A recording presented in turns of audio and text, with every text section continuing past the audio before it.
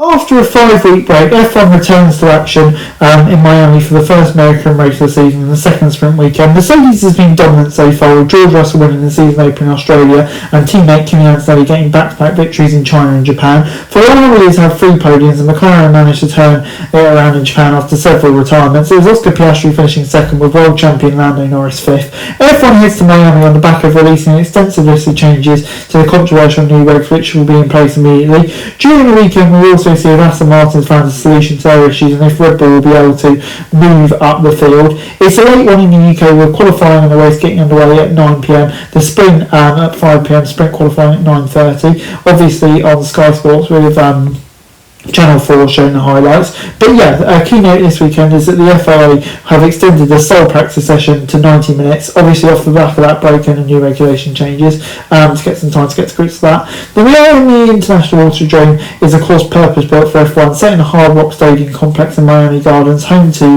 the Dolphins. It's a temporary 19-turn street circuit which is designed to have a permanent feel and is pretty unique as the paddock is inside the stadium itself. A heap of celebrities love to attend, and it has a vibrant Miami feel with the sandy beaches around half an hour away. Miami has some quirkiness, the main example being the fake marina. This year they've taken it one step further and have new multi-layered hospitality area shaped like a yacht replacing the marina. There are panoramic views over the track and turns 5 to 9 to replicate the feeling you get on a yacht with the ocean soaking up the rays. It's been a healthy hunting ground for Max Verstappen and McLaren's since its introduction, really. And Miami in May has been predicted to be hot and dry, no surprise there.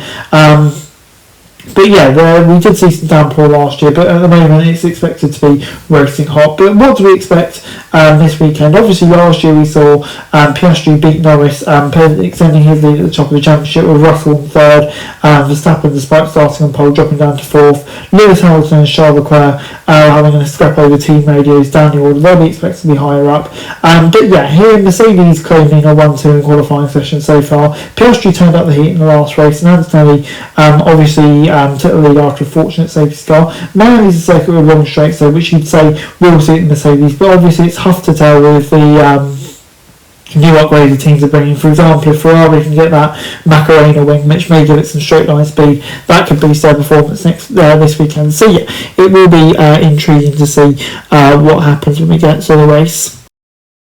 And on Friday on Miami, it has to be said that Mercedes were very much on the back foot, with Lando Norris taking pole for the sprint race ahead of Kimi Antonelli and Oscar Piastri. Charles Leclerc was up there as well, but he kind of faded away in Q3, and then you had Russell, Hamilton lagging behind Verstappen. So it seems like Red Bull have made a step forward. Ferrari possibly, maybe they can execute Q3, and definitely McLaren. But yeah, it seems like it's much more competitive up front this weekend, which could definitely create an interesting weekend.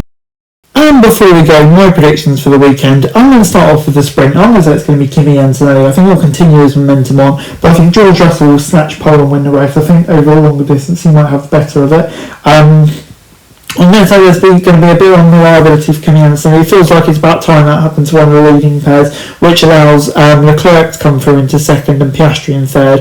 But I mean, of course, it's all quite unpredictable. All teams with better upgrades this weekend. So yeah, like I said, it's going to be very intriguing to see what happens. Hey guys, that's it for this video. Thanks very much for watching. Remember to like, share and subscribe. Follow us on our socials, link in the description below for daily F1 news, meme and content. Subscribe to our other channels on screen right now, that'd be greatly appreciated. Thanks very much for watching. Peace out.